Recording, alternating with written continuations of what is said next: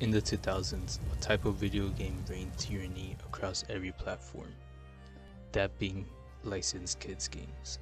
With every mildly successful film or show, there was a video game adaptation that was soon to follow.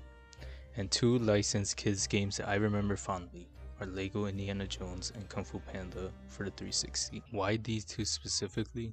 Well, I had a game bundle that included the two together in one case.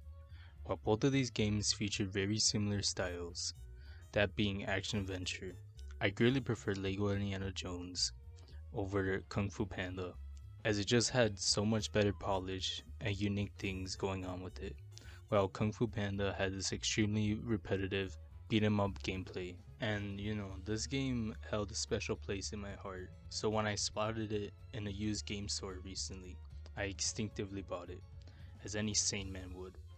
As I played them again, it invoked so many old memories.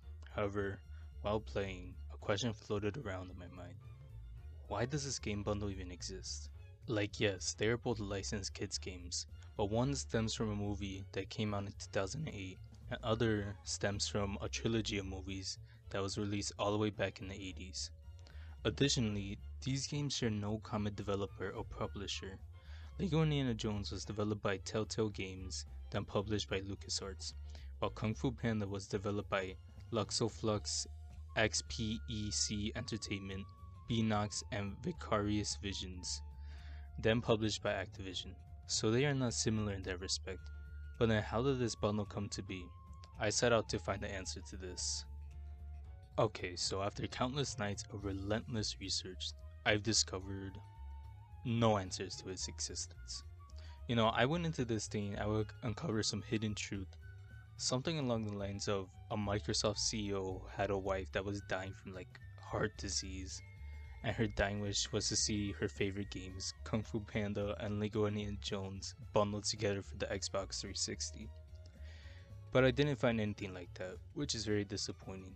However, I did find some new information, which has led me to come up with two theories. Theory number one. So it turns out this bundle was pretty much exclusive to some console bundles like these, which I should have known existed since it had the not for resale label on the cover. This leads me to believe that it was created solely to add some value to these bundles so that they can increase some sales. This theory, in my opinion, is the less interesting one.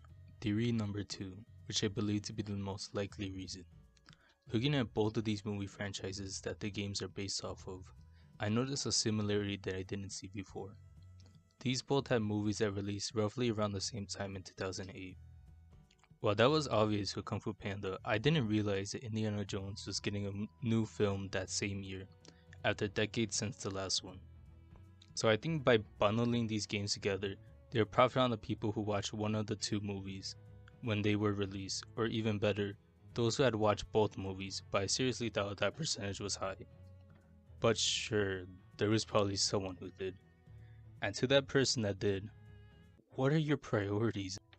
So, there are the reasons as to why I believe this bundle even existed in the first place. They're not really interesting per se, as I hoped they would be, but at least they brought closer to my burning question. Anyways, this has to be one of the dumbest things I have ever researched.